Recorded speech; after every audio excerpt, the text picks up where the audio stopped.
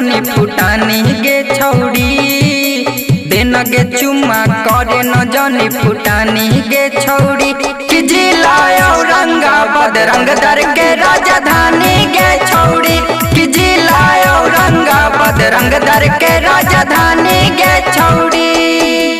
चढ़ल जवानी करे नहीं जियानी गे छौड़ी, चढ़ल जवानी करे नहीं जियानी गे छौड़ी।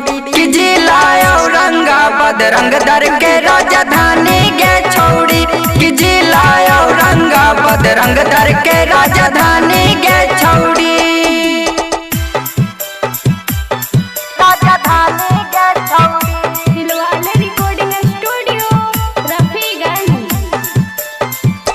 जिला औरंगाबाद रंगदार के राजधानी गे छौड़ी। अम्बा कुटुम्बा में कैनी बाबा लगे, चल घुमा दू रफीगंज बाजार गे। ओहो उफाड़ा में कैनी धमाल गे, वहाँ के ही हम ही रंगदार गे।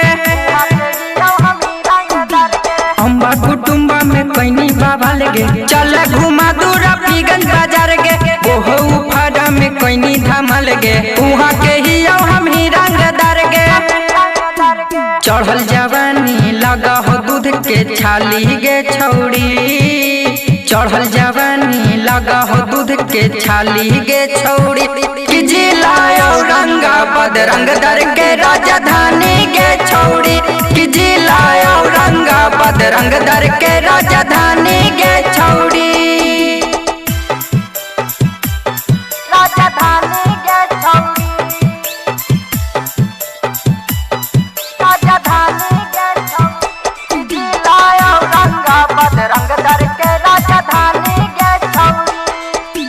गया नवादा में गलतौ न डाल गे, कसमा मदनपुर में चलतौ न चाल गे। पहले बरही में भैले जियन गे, सिक्सर सटा के कैलो नेवान गे। गया नवादा में गलतौ न डाल गे, कसमा मदनपुर में चलतौ न चाल गे। पहले बरही में भैले जियन गे, सिक्सर सटा के कैलो नेवान गे। सत्य अमित डमरू पियतौ पानी गे छौड़ी, अजित आदित्य सूर्या पियतौ पानी गे छौड़ी। कि जिला औरंगाबाद रंगदार के राजधानी गे छौड़ी, कि जिला औरंगाबाद रंगदार के राजधानी गे छौड़ी। खा लेगे विटामिन डी फायदा करता।